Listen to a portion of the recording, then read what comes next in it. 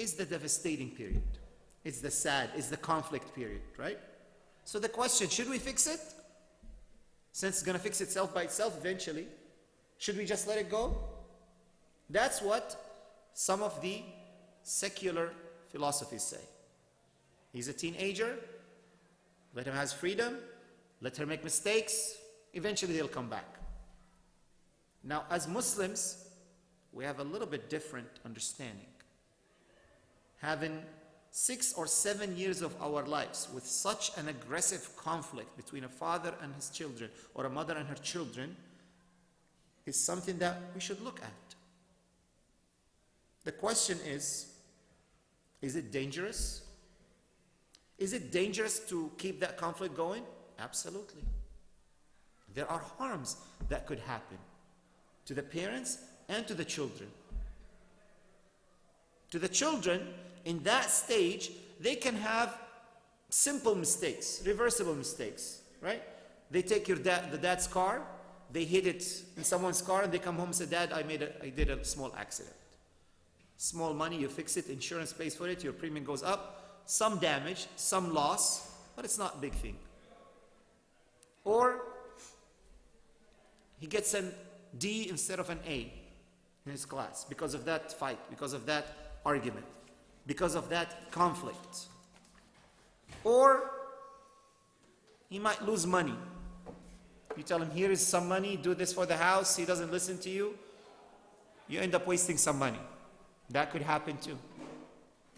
These are minor things, but there are major damage, irreversible damage that could happen to the son and the daughter, to the children in that stage. Some of them get hooked up on drugs because they don't want to listen to their parents, because they don't want to talk to their parents, they just want to listen to the children, to the friends.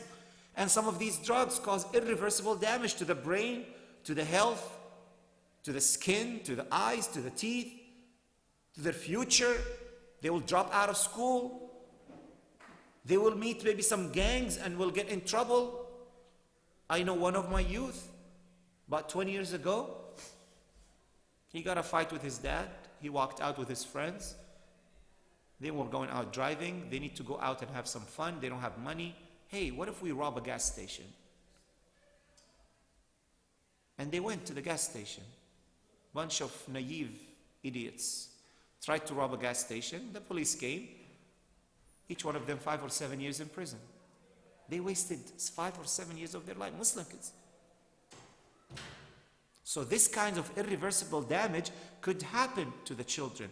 It could happen that he would not listen to his parents and he will drive crazily, get in a car accident, get paralyzed for the rest of his life, or dies. That's an irreversible damage. Teen pregnancy is another damage that could not be fixed because the daughter does not want to listen to it. She wants to rebel against her parents. The failure in life, because of that conflict, because of that fight, they choose not to go to school, they choose not to study, they end up dropping out of college, they end up losing their place in college. It's really hard to go back and start. They end up getting just a job without a degree, and then they struggle for the rest of their lives, while they could have went on a better path of education and getting a better career. So this kind of irreversible damage is dangerous on the kids themselves. But also, there is some irreversible damage on the parents. And I want you to tell that to your children, and I want to tell that to your friends. And I want you to let everyone know that parents can develop health issues that can cause major problems. Parents can develop high blood pressure from these years. A father could get a heart attack and die because of the stress that goes through this conflict years. A father could not be paying attention, driving, get in a car accident because he's thinking about his son. Where is he tonight? What is he doing?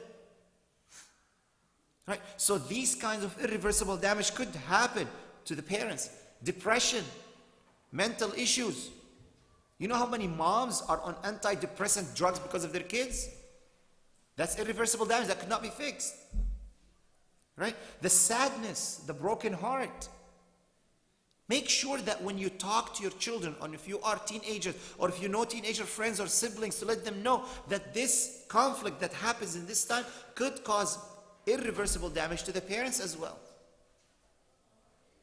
Not only that, if that conflict is going to take 6 or 7 years out of the family lives, that's wasted, beautiful time that the children could enjoy going out with their parents on vacations, on trips. Nowadays, those teenagers, when the parents say, let's go to the park, let's go to the beach, they sit down on their text, oh, I'm bored, I cannot wait until I get home, telling their friends, I don't want to spend time with my family. They're wasting beautiful years. Wallahi, they will regret it. When they go to the third stage, when they're back and they feel that, okay, we should be nicer to our parents, and then suddenly the parent dies, they say, oh my God, I wasted 6 or 7 years of my life without talking to my mom or dad in a nice way. I could have used it in a better way. So these precious years could be wasted in that conflict. So these are some of the irreversible damages that could happen to the parents. On top of that, the amount of sayyi'at and bad deeds that kids can accumulate in those 6 or 7 years are huge. Tremendous amount of bad deeds, of disrespecting the parents, talking bad to them, and all that. That's also one of the damages that could happen in those years. And my question always when I talk to the youth, what if your parents die before you say you're sorry? What if you die before you repent to Allah subhanahu wa ta'ala? So it's not a joke. So these were some of the thoughts that came to my mind when I say, why is it important that we fix this conflict in this time, not just wait until it fixes itself by itself? We said, number one, are the harms that could happen to the children or to the parents. Anyone would think of any other harm that could happen to the children or the parents during these conflict years that could be hard to fix or unfixable? Divorce between parents, that could be caused by each other, absolutely. Absolutely. Divorce between some fathers blame the mothers for these things and they end up getting a divorce or abuse or it creates so much tension to the family. You're right. What else? Oh, that's true. That's an extreme case. Extreme cases, yes, we've heard about it. A teenager will go so crazy and mad and angry that to the point that they will kill their own parents.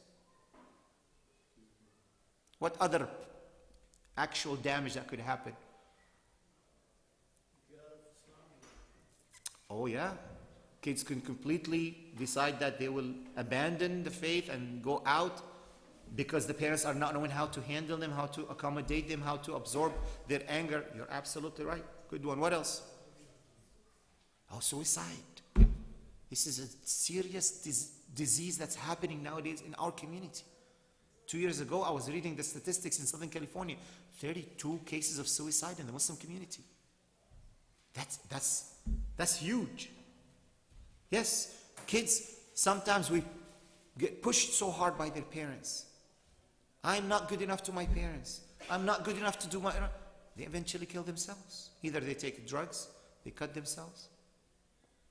Oh, my parents, I cannot face my parents. I did drugs, or I did this, or I did that. I'm pregnant. How am I going to talk to my parents? You're absolutely right. Good one. What else? What other damages that could happen to the family? Irreversible damages. It could affect the siblings, the younger ones. Younger brothers or sisters could learn from their older brothers and start the problems earlier in their lives. Any other thought? Oh, they get into, yeah, this is new fashion now. Kids suing their parents. Yeah, like, this is, it's ridiculous, I swear to God. The other day I read the news that a daughter is suing her parents because they don't give her enough allowance. And it's just, I don't know how even courts allow this to happen. So that was the first reason. So for those who came late, we're talking about the stage in our lives when there's a conflict between parents and their children, the teenage lives. And even though these problems eventually at later stage in their kids' lives will fix when they become husbands and wives and parents themselves. They end up being kinder to their families, be nicer to their parents, and they fix the situation. But do we just let go of those 7 years or 8 years of life, keep the conflict without trying to fix it? We said no, we should try to fix it. We should try to fix it because it could cause harms to the family, to the parents, or to the children. Another reason why we should try to fix it, because our children as parents are very important to us, right? I know all of us as parents, those who are parents here, you love your children more than anyone else. You are willing to do anything for the sake of your children. They are the only ones on earth that you would like them to be better than you, right? If you're an engineer and I tell you there is another engineer across the street who's better than you, well, how would you feel? You'll be jealous, right? You won't like it. But if I tell you your son is a better engineer than you, you'll be proud. That's the happiest news that you, yes, right? If I tell you you're a doctor, there is a doctor down the street, sisters, that's better than you, how would you feel? Jealous. Don't deny it. But if I tell you your daughter is a better doctor than you, my goodness, that's the best news ever, right? If you go tell your wife that her sister-in-law cooks better than her, you're dead. Don't even say that, right? But if you tell her your daughter does better makluba than you, she'll be proud. That's because we as parents, we love our children more than we love ourselves. That's why when we read the Quran, Prophet Yaqub became blind when he lost his son. He cried so much to the point that he became blind. We are willing to do so much to our children. I know many parents who will go to the store to buy something for themselves. They have limited budget, and then they find something to their daughter or their son, and they change their mind and they buy to their son or their daughter. I know many times a father will be eating and his little girl will look at him and says, "Daddy, can I have it?" And he's gladly will take out from his hand, put it in his daughter's mouth, right before it was in his mouth, right? Because the love that parents have to their children is unbelievable. So that's the reason why they're important. Number two, whether you like them or not, assume you don't like your children. Hypothetically speaking, you are required Islamically to take care of them because they are amana. They are a trust. God trusts you with your children. He's going to ask you, how did you raise them up? How did you take care of them? It's not your choice to try to give them the best education, the best health care, and the cleanest food. It's an obligation upon you. It's a requirement from you, from God, that you have to do your best to give the best to your children within your capabilities, within the reasonable measures. So they are an amana. Number three, they are a good source of hasanat. Everything we do, everything we teach them, gives us the credit on the day of judgment. All of us know the hadith that after we die, we cannot add good deeds to our lives, to our credit, except through three things. One of them is a good child that you raised up, and his deeds are getting poured into your credit. A man on the day of judgment will go in front of Allah subhanahu wa ta'ala, and Allah will show him a huge amount of good deeds like a big mountain. And the man says, "I know myself, I didn't do so many good deeds." Allah will tell him, "You did not, but you raised up a son or a daughter who did all these good deeds, and you get the credit for it." So when you are investing in your children, you're not investing for this world only, but also for the hereafter. All right? Number four, they are the future. If every single father is going to look at their teenage children and say, "Let them be whatever they want," what do you think is going to happen to our future? Right? What's going to happen to our community? What's going to happen to our country? Wallahi, when I walk in the streets and I see those teenage kids outside, not in our community, outside, and how they behave, and I start thinking that this is the future of our country, one day they can become mayors and congressmen and presidents, I feel like, oh my goodness, this is sad, it's scary, right? So we should try our best to build the future through making sure that they do not waste those 7 or 6 years of their lives just as they wish. That's why we are obliged. We are required to study and learn and try our best to get the best ways to build the future for our children. It's not something that we're born with. It's not something we know. We have to learn about it. You can teach the child how to survive, how to eat, how to drink, how to go to the bathroom. But to create a successful personality, to create a productive citizen, that needs work, needs learning, education, reading, researching. So this is what we're talking about. Now for the children, the question that I like to ask the children, especially the teenagers, when I sit down with them, are your parents important for you? Are they? I know the parents say, yes, my kids are important. Now when we ask the children, are your parents important for you? And they don't think about it. And when they realize, say, yeah, actually, my parents are important for me.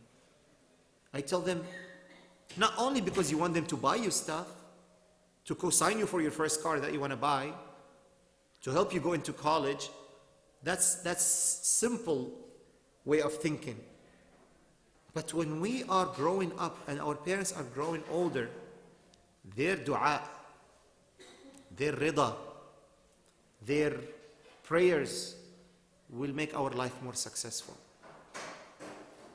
You know, one of the things that brings success in this life for anyone is how they treat their parents.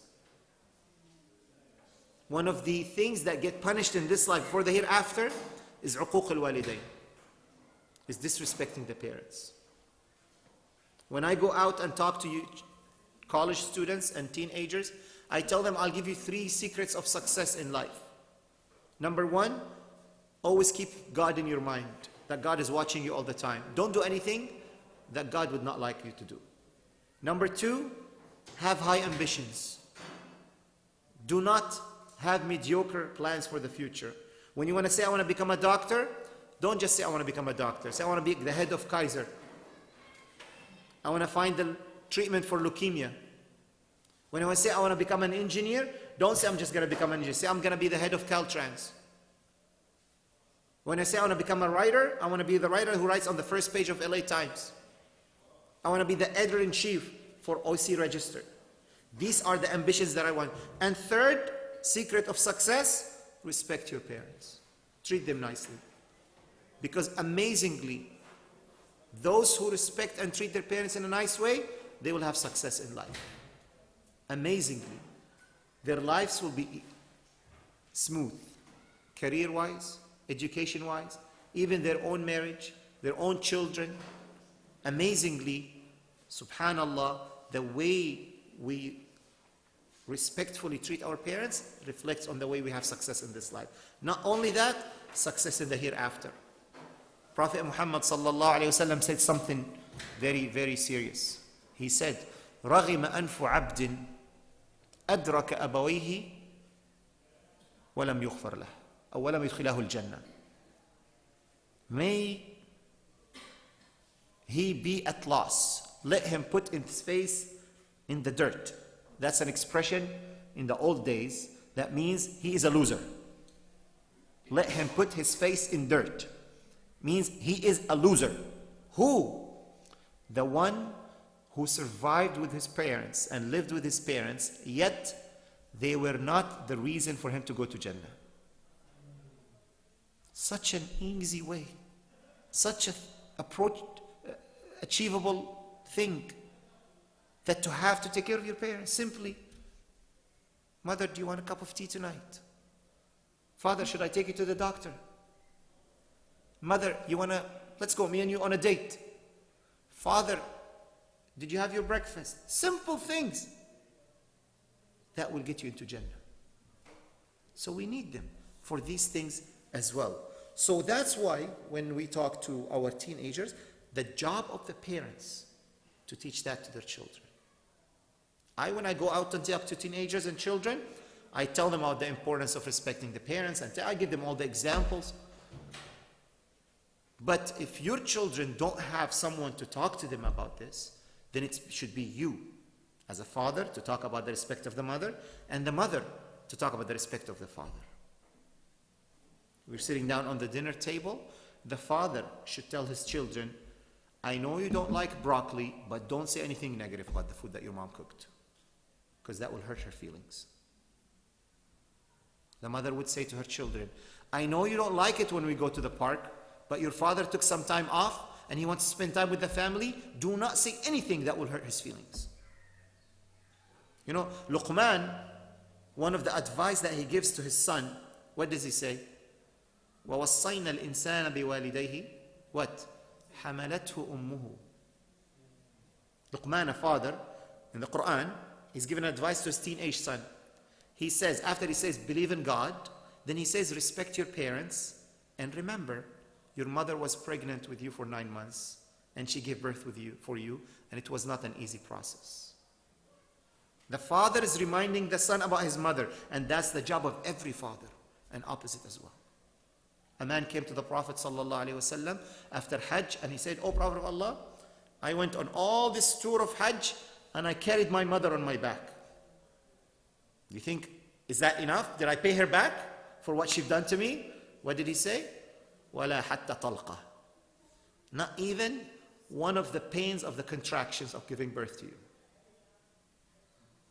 Whatever we do, this is a father should tell his children about. The same thing the mother. You know, your father just bought you a pair of shoes. If you don't like them, don't say anything. Just take them and say, thank you, Father. Children got used to the habit of saying negative things. Unfortunately, there is no book that teaches people how to respect their parents nowadays. There are many books to teach parents how to raise up their children, right? I think I should write that book and say how to respect your parents. The only group of people in America who have no rights whatsoever are the parents. Even cats and dogs have more rights than parents. Right? So we need to remind them and telling them what Allah says in the Quran. وَلَا تَقُلْ لَهُمَا أُفٍّ. Right? Do not disrespect your parent by even saying uff. So this is the second reason, which is we need to fix this conflict during those years because the parents are important and the children are important. So in a summary, the conflict between parents and children is a stage. It will always happen, whether you like it or not, especially mothers with their older sons. If I can count how many times a mother comes to talk to me about her older son, I will not be done today. They always come and say, my oldest son is getting into college. I'm losing him. Like he's 18, 19 years old. He's a man. He's not a kid anymore. Let him be. You put the seeds of goodness in him. Now let us see, what did you do? He will make mistakes. He will make wrong things. He will commit mistakes. But it's better to do them when you're watching rather after you die. Let them do some mistakes right now so they can learn how to fix them. Simple mistakes, little ones, not major irreversible ones. Okay? So just that's something that we said we need to fix that conflict because many harms could happen in this year if we don't pay attention. We will waste a lot of time, a lot of good times and precious years that we could have used for better things. And because they're important. Any other reasons that you think of? Why are the parents important or why are the children important? And why we should try to fix that conflict within those years of conflict between parents and their teenage children. Earlier you mentioned several good ideas and good thoughts. Any others? Anyone thought of something else when we were talking? All right. So the last question is why? Why does this conflict happen? Who can answer that question? Why there is a fight between parents and their children, especially teenage children? Yes? Don't psychologists say like when you're a certain age, you want to like do things yourself and not listen? I'm not a psychologist, so if psychologists say that, I don't know, but you said that some people want to do things their own way at a certain stage. Most kids at a certain age, they want to like go out and be independent and do their own. And how does that cause a problem? The parents, Aha. they don't want to So, good point. the conflict between control that the parents like to have over their children's lives and freedom that children are trying to achieve, right? Children, when they're reaching that age, they're trying to build their independence, their own personalities, and we need to understand that. We need to understand that our daughters and our sons are becoming adults. Islamically, once they reach puberty, they're not kids anymore. Right? In the society that we're living in, they're kids until the age of 18. Islamically, that's not true. They're minor adults right at the age of 12 or 13 or 14. Right? After 40, they become mature adults. But before then, they are young adults. And they require to fast, they require to pray, they require to go to Hajj if they have money. Right? Can you imagine? I got a father came to me and told me my son has a lot of exercises during Ramadan. Does he have to fast? I said, how old is your son? It's like, oh, he's 18. It's like, oh my goodness. Of course he has to fast. What kind of question is that? So when they are reaching that age, they're trying to develop their personality.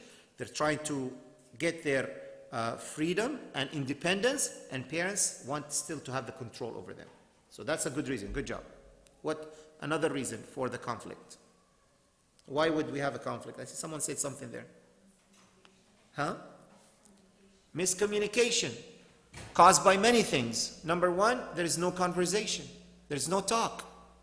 There is no discussions. And many times it's the parents' fault. I said haram, it's haram, khalas. That's not how it works. A man came to the Prophet ﷺ and he told him, O Prophet of Allah, give me the permission to commit zina. Imagine your daughter comes to you and tells you, give me the permission to have a boyfriend. What would you do? I think you'll lose it. Right? Prophet Muhammad ﷺ did not get angry. He sat down with the boy and said, let's discuss it. Let's talk about it. And finally he convinced him it's not the right thing to do. Because if every time we're telling our children it's haram, it's not allowed, everyone at school telling them it's fun. Everyone telling them, oh, you're missing out. You're not going to come to the prom? You're missing out big time. It's going to be fun. So conversations and discussions and logical and rational discussions, that's what we need to have. So no communication, absolutely. Of course, from the children's side, from the teenager side, when they completely block out and they want to just go to their bedroom, close their door and on their phones, and they don't want to talk to anyone. We need to teach our children since they're young. Let's have a discussion. When first I got married, I told to my wife, let's not have any arguments in front of the kids. If me and you have any disputes, any disagreements, let's close the door and kill each other, but let not the kids see us. All right? Not necessarily kill each other. I'm on video, so no killing here. 10, 15 years later into our marriage and we have older children, I start realizing why. Let us have disagreements in front of the kids to show them how can respectfully disagree with each other, convince each other, or accept to disagree respectfully. That's a good practice that you need to do in front of your children. As a husband and a wife, you know what? You disagree on the show that you want to watch on TV. You disagree on what to have for dinner. You disagree on what color of couch you're going to buy to the house. Have a practice of disagreement respectfully. And logically, let the kids learn how to have discussion and dialogue with those whom they disagree with. That's something you can do maybe to teach your children how to have a conversation when they are disagreeing with you. Not just to completely shut the door and go in their bedroom. Don't talk to me, I don't want to get out of here. So yes, good, no communication. What else? What other reasons why we have this conflict between parents and their children? Sometimes the parents, most of them, they come from Middle East. Uh-huh. And they have their tradition and their respect. Because So different of cultures. they are different cultures. Absolutely. And here is different, totally the culture is different. And the atmosphere where they go, especially the kids when they go to the public school, they are looking for their friends, the Christian friends, girls and boys, what they are doing. And sometimes it's temptation. Hey, drink, beer is good, it's not bad. Okay. Let's try a little So So smoke hashish a little bit, it's good, it's not bad. Then, you know, if a boy or a girl come here and tell his dad, hey, I want to, a friend of mine trying to give me hashish, how I do it? Hey, why you speak with this? Shut up, don't talk this. Hey, don't go to school, don't go. okay. There's no So communication. so the difference in culture, and that's true, especially if parents are immigrants and they barely know the culture, and their children are born or came to this country at a young age. But even when the parents are Americans, they still have conflict with their children. So the difference in culture is not always the reason. Sometimes we say, oh, see, if I did not come to America, this would not have happened. Don't say that. Because even if you lived in Mecca, it will happen. Okay? Parents who live in the Middle East, they still have problems with their children. Even they're not immigrants, right? Parents who are born and raised here, they still have conflicts with their children. Okay? So it is a reason, but it's not one of the main ones. So, because all the time we hang all our problems on it. That I am Egyptian, I'm Syrian, I'm Pakistani, my children are American, I don't know how to talk to them. That's one of the causes, but it's not a main one. Keep that in mind. But yes, parents need to understand the culture of their children, regardless of they're immigrants or not. They need to understand the language of their children. They need to have social media like their children. 10, 15 years ago, I was giving a talk and I was saying all the parents should have Facebook account. And parents start laughing at me. Like, why would I have a Facebook account? It's like, because you have to know what your children are doing. Now, those parents who did not at that time, now they open Facebook and they're addicted on it. But guess what? Kids are out of Facebook. You tell a teenager you have Facebook, they laugh at you. They'll tell you, what's Facebook? Right? They have other stuff. Or even Instagram now is old school. Now TikTok is the newest thing now. But if you did not start with Facebook, and you did not start with MySpace, and all these things, and gradually get into Snapchat, Instagram, and all these things, you were not going to be able to catch up. So you need to understand the culture. You understand the lingo of the kids. In the old days, when chatting was the thing, when kids sit down on the chat, they used to write POS. It was the computer. No one would chat on their phone. That was a new thing, right? POS. You know what does that mean? Yes. Parent over shoulder. My parents over my shoulder. Be careful what you write down. They're watching.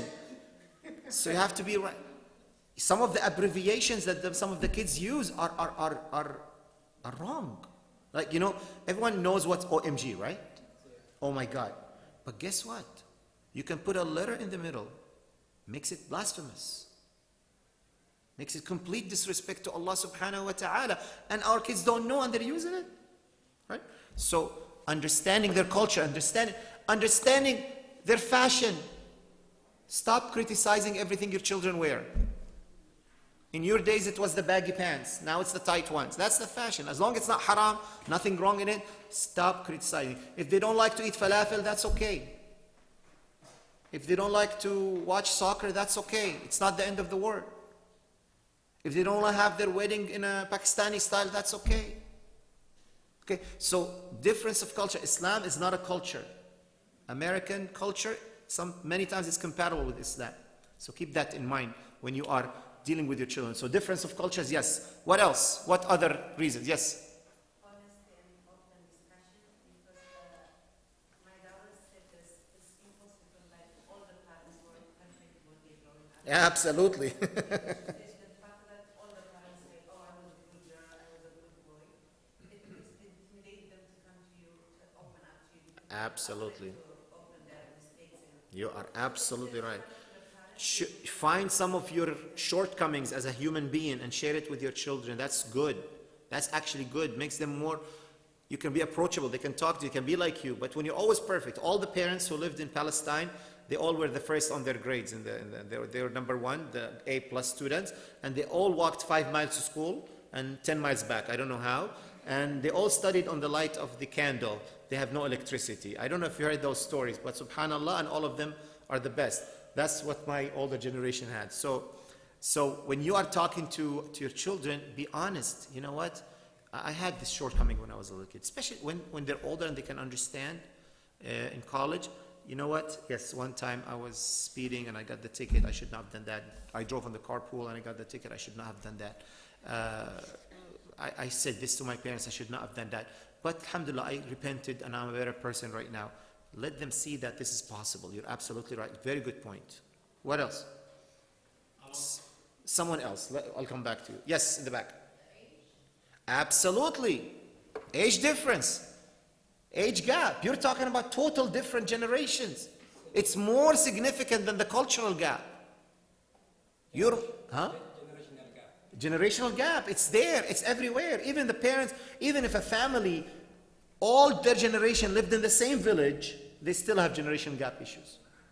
Absolutely. The things that you like, the things that you do. I mean, in the old days, moms used to make the flour at home. Right? When someone decided to go buy flour from the store, oh, look at these spoiled kids. Any of you does the flour at home right now? You buy it, right? Now, and then they buy the flour, they make bread at home. Now, no one does bread at home. They buy bread from the store. Things evolve. And every generation looked down at the next generation. So the same way you look down and criticize your children, believe me, your parents did the same to you. The way you dress, the way you talk, the way you behave. I'm sure at some point your parents talked about you and they said, look at these new kids, new generation people. They cannot walk to the masjid. They have to take their car everywhere. Right? And things go going on. And technology has a big role in that, by the way. A lot of parents try to fight with technology. Use it instead. Use it. You know what? Your son likes to text. Send him text. I love you, son. How are you doing today? Let's go pray Asr in the masjid together. Your son is 15, 16 years old. He got his permit to drive. Tell him from now on, you're going to be taking me to Fajr every day to the masjid. Guess what? Your son's going to be up at 3 a.m. waiting for you in the car because he's going to get to drive. Right? So use the things that they're doing so yes, generational gap. What else? Huh? They feel they know more than their parents. So they Yes. have more opinion of their friends than their parents. That's what I call it, external influences. They get external influence from school, from the media, from TV. Unfortunately, if you look at TV shows that are directed to kids, even though PG or G rated, they still have things in them. I'm not talking about explicit, but for example, it's even a G-rated movie, a son will yell at his dad. Right? Even a G-rated movie, a son will slap the door in the face of his mom. Right? So you have to be careful that these external influences have to be definitely taken into consideration. Not always fight them, but see how you can work with them. What else? Yeah.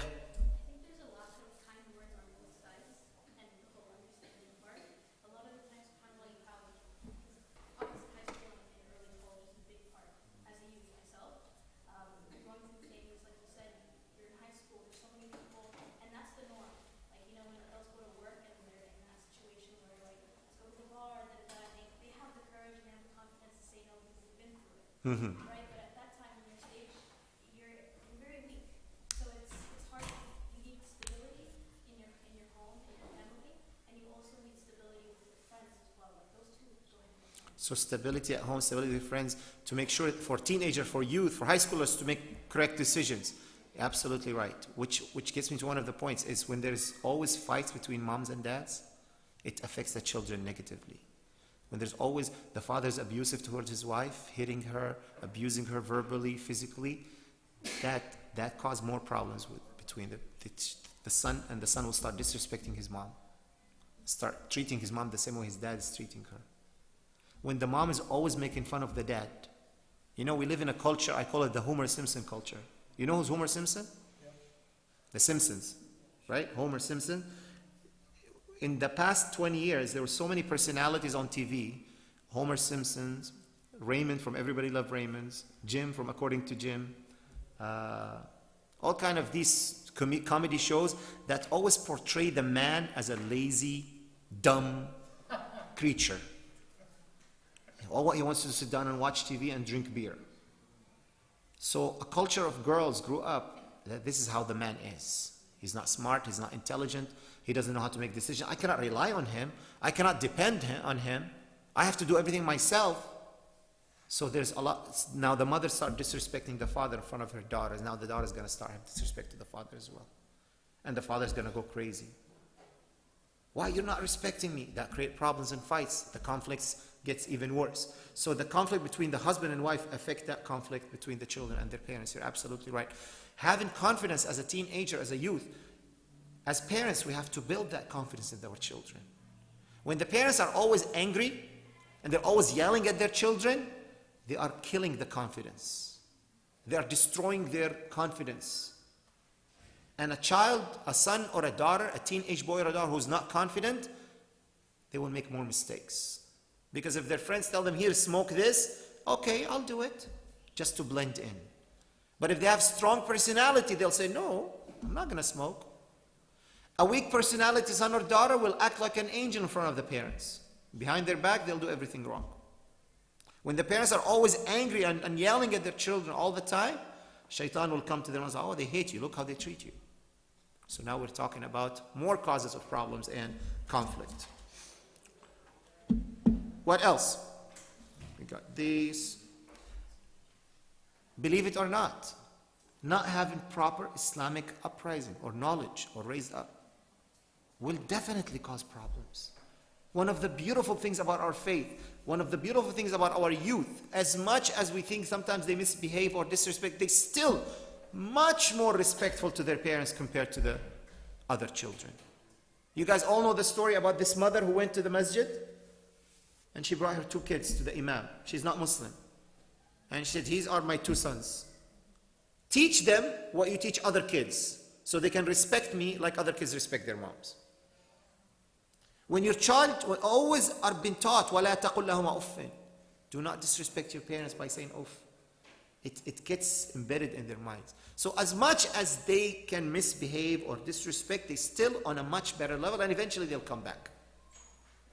Eventually, it will bring them back much faster and much better. So the religious uprising, and believe me, Sunday school by itself is not enough. You need daily things.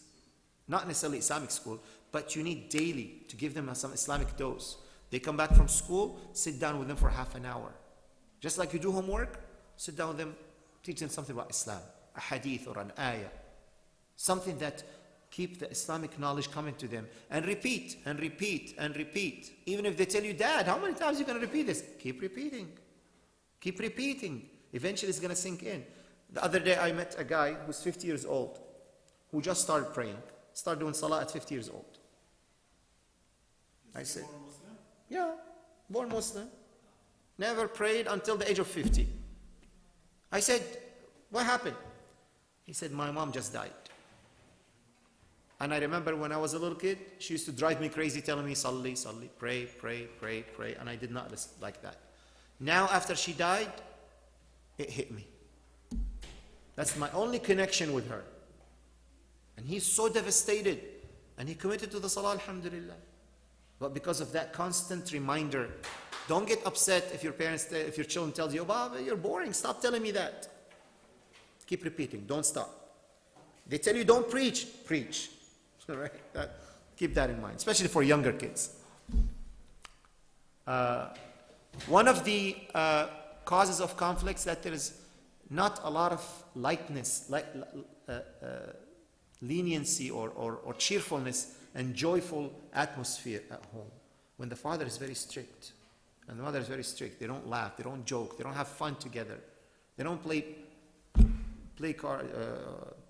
board games or video games or whatever it is. They should have some kind of that connection with that. One of the things that cause problems or conflicts and when parents confuse Islam as a religion with culture. And they want to force culture upon their children. And that's not necessarily possible. You cannot have your son wear a tobe and kufi and go to school. Right? You cannot do that. That's cultural. Right? But you can teach them to pray and break. That's Islamic. So this is the cultural thing that every immigrant group came to America had to suffer from that, and that caused backlash. Kids will come and start saying, stop telling me to be this way, stop telling me to do that, everyone's making fun of me at school. We have to let go some of the cultural practices that are not necessarily important for us now.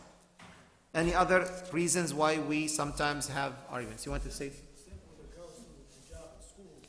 They feel that their friends or peers, joke or belittle them as far as The hijab is based on how she dresses it. but they get backlash, sometimes.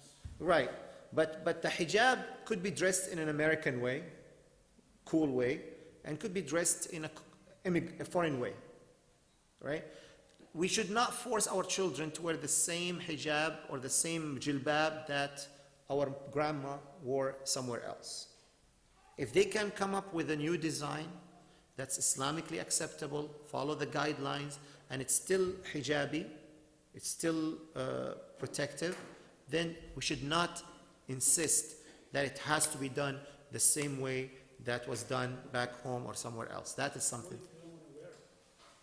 That's a different discussion, but there should be no forcing, right?